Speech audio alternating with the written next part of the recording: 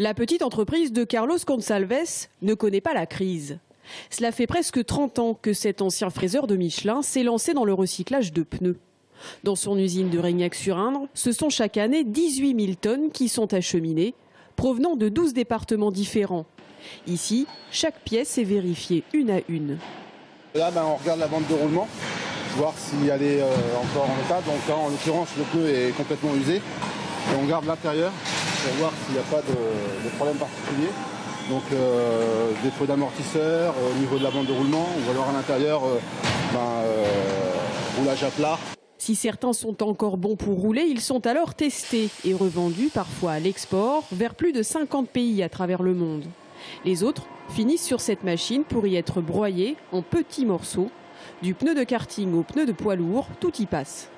On va les mettre dans un convoyeur, ça va passer dans un broyeur qui va les découper en petits morceaux. Ça va servir chez les cimentiers en combustible et en apport de matière, puisqu'il y a du métal et les cimentiers ont besoin de ce métal-là.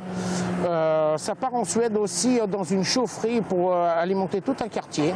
Ça peut servir pour quand c'est du pneu poids lourd pour faire des roulettes de poubelle, des aires de jeu pour les enfants ou des stades de foot synthétiques, c'est du pneu.